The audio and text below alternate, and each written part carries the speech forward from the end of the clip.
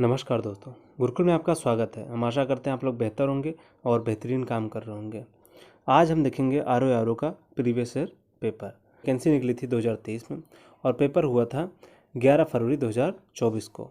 उसके बाद लीक होने के कारण वो पेपर निरस्त हो गया था। चलिए हम पहला इसका क्वेश्चन देखते हैं। पहला क्वेश्चन है, नीचे दो कथन दिए गए हैं जिनमें से एक को अभिकथन ए और दूसरे को आर कहा गया है। ठीक है, उसके बाद आगे देखेंगे क्या कहता है क्वेश्चन में। तो पहला अभिकथन ए है कि जैसे जैसे ऊंचाई बढ़ती है पानी का क्वथनांक घटता है। ठीक है, और दूसरा इसका रीज़न है ऊंचाई के साथ वायुमंडलीय दाब बढ़ता है। अब अगर हम बात करते हैं यहाँ पे क्वथनांक, आपके दिमाग में आना चाहिए कि क्वथनांक क्या होता है। क्वथनांक वह ताप होता है जिस पर कोई द्रव पदार्थ भाप बनने लगता है। ठीक है, तो अब हम देखते हैं कि जैसे जैसे ऊंचाई बढ़ती है पानी का क्वथनांक घटता है। एकदम सही बात है। ठीक है, तो पहला ऑप्शन सही हो जाता है। अब रीज़न के देखते हैं। ऊंचाई के साथ साथ वायुमंडलीय दाब बढ़ता है, ये गलत है। ऊंचाई जैसे जैसे होती है तो वायुमंडलीय दाब क्या होता है, घटता जाता है। अगर आप हाइट बढ़ा रहे हैं तो आपका प्रेशर कम होता चला जाएगा। तो इसके लिए ऑप्शन ए सही है। ऑप्शन ए सत्य है किंतु आर असत्य है। इसका एक्सप्लेनेशन देखें तो इसमें दी गई दाब की परिभाषा, सत्ता के एकांक क्षेत्र पर लगने वाले बल को क्या कहते हैं, दाब कहते हैं। और पृथ्वी की सतह से ऊपर जाने पर वायुमंडलीय दाब कम होता है। ठीक है, और क्वथनांक भी घटता है। तो हम अगला क्वेश्चन देखते हैं, क्वेश्चन नंबर 2। निम्नलिखित में से कौन सा शहर वर्तमान अफगानिस्तान में स्थित नहीं है। तो जैसे हम लोग जानते हैं कि गजनी तो भाई अफगान में ही है, और फिर आता है फरगना, ऑप्शन बी 2। फिर तीसरा है कांधार और चौथा है समरकंद। तो इसमें गजनी अफगानिस्तान में है और कांधार भी कहाँ है आपका, अफगानिस्तान में। बाकी बचे ऑप्शन 2 और 4। पूछ रहा है कौन सा नहीं है, तो 2 और 4 किसमें, ऑप्शन ए। एक्सप्लेनेशन देखते हैं। ये देखिए ऑप्शन ए, अफगानिस्तान में गजनी एवं कांधार है, और जबकि फरगना एवं समरकंद मध्य एशिया के उज्बेकिस्तान में है। ठीक है, क्वेश्चन नंबर 3। सैयद वंश के सुल्तानों का सही कालानुक्रम क्या है। तो पहले दिया गया है खिज़र खान, फिर दूसरा है मोहम्मद शाह, तीसरा है मुबारक शाह और चौथा है अलाउद्दीन आलम शाह। तो इसमें पहला कौन सा है, खिज़र खान ही होगा। देखिए हमको हर बार इनके वंश या फिर याद नहीं रख सकते, बट कई बार होता है कि ना हमको पहला याद है, फिर मान लीजिए ये तीसरा नंबर याद है मुबारक शाह। तो ऐसे हम लोग क्रोनोलॉजिकल में थोड़ा सा सेट करने की कोशिश कर सकते हैं। ज़रूरी नहीं आपको चारों ऑप्शन याद ही हों। तो पहला तो जैसे खिज़र खान था, ठीक है, और फिर उसके बाद आते हैं ये भाई साहब मुबारक शाह, और मुबारक हो कौन आए भाई साहब, मोहम्मद, फिर आए मोहम्मद शाह, और फिर आते हैं अलाउद्दीन आलम शाह। तो इसका सीक्वेंस बनेगा 1 फिर 3 1 3 2 4, किसमें है, ऑप्शन नंबर ए में, सॉरी हाँ सी में है, 1 3 2 4। तो ये देखिए ऑप्शन नंबर सी सही हो गया। खिज़र खान है 1414 से 1421 ईस्वी तक। फिर मुबारक शाह है जो कि 1421 ईस्वी से 1434 ईस्वी तक हैं। फिर आते हैं मोहम्मद शाह जो कि 1434 ईस्वी से 1445 ईस्वी तक हैं। फिर आते हैं अलाउद्दीन आलम शाह जो कि 1445 से 1451 ईस्वी तक थे। अब चौथा क्वेश्चन है,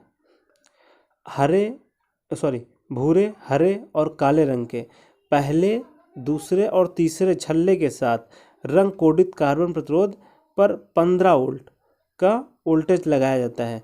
प्रतिरोधक के मान से प्रवाहित होने वाली धारा क्या है। तो धारा पूछ रहा मतलब आई इक्वल टू क्या होता है, वी बाई आर। वी जहाँ पे होती है वोल्टेज और आर होता है रेजिस्टेंस। ठीक है, तो इसका देखते हैं। तो ये देखिए धारा लिखा है, 15/15 है जो कि बनता है 1 एम्पियर। अगला क्वेश्चन है, निम्नलिखित प्रकार के क्षरण पर विचार करें तथा इस प्रकार के क्षरण के कारण खेत से मिट्टी के नुकसान के बढ़ते क्रम के संदर्भ में सही क्रम में व्यवस्थित कीजिए। तो पहला है गली इरोजन जिसको कहते हैं अवनालिका क्षरण, दूसरा है बौछारी क्षरण, तीसरा है नलिका क्षरण और चौथा है परत क्षरण। तो हम लोगों को जैसे पता है कि सबसे ज़्यादा क्षरण किस में होता है, सबसे ज़्यादा क्षरण होता है पहले अवनालिका क्षरण, ठीक है, फिर होता है ये तीसरा नंबर का जो पॉइंट है ये नालिका क्षरण से होता है, फिर उससे कम होता है परत क्षरण से और फिर सबसे कम होता है बौछारी क्षरण से। तो ये पूछ क्या रहा है कि बढ़ते हुए क्रम में, तो हमको पहले सबसे छोटा लगाना है। पहले जाएगा ऑप्शन 2 बौछारी क्षरण, फिर जाएगा 4 और फिर आएगा 3 और फिर आएगा 1, 2 4 3 1 किस में है, ये ऑप्शन नंबर बी, ये देखो। और इसमें अवनलिका के बाद एक और आता है जिसपे सबसे ज़्यादा क्षरण होता है, ये होता है धारा चैनल, स्ट्रीम चैनल इरोजन। अगला क्वेश्चन नंबर 6 है, भारत के महान्यायवादी के संदर्भ में निम्नलिखित कथनों पर विचार कीजिए। देखते हैं, वे प्रधानमंत्री की मर्जी तक पद पर बने रह सकते हैं। देखिए, ये जो महान्यायवादी का पद होता है, ये होता तो पीएम ही सजेस्ट करते हैं राष्ट्रपति को इनको महान्यायवादी बनाना है, लेकिन उनकी मर्जी तो ठीक है, लेकिन सिग्नेचर कौन करेगा, राष्ट्रपति। तो इसलिए यहाँ पे होना चाहिए था राष्ट्रपति, तो पहला ऑप्शन गलत। और दूसरा, वे संसद सदस्य के विशेषाधिकार के हकदार नहीं हैं।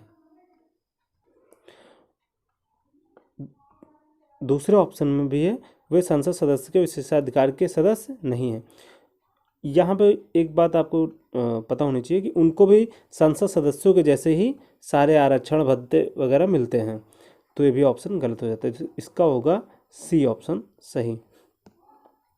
भारत के महान्यायाधीश को संविधान के अनुच्छेद 76 में दिया गया है और ये राष्ट्रपति के प्रसाद पर्यंत रहते हैं और इनको दोनों सदनों में बोलने, कार्रवाई करने और भाग लेने का अधिकार है।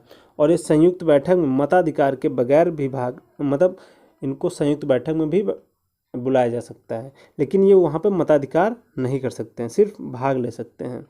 और एक संसद सदस्य की तरह सभी भत्ते व विशेषाधिकार का वह अधिकारी होता है, ठीक है।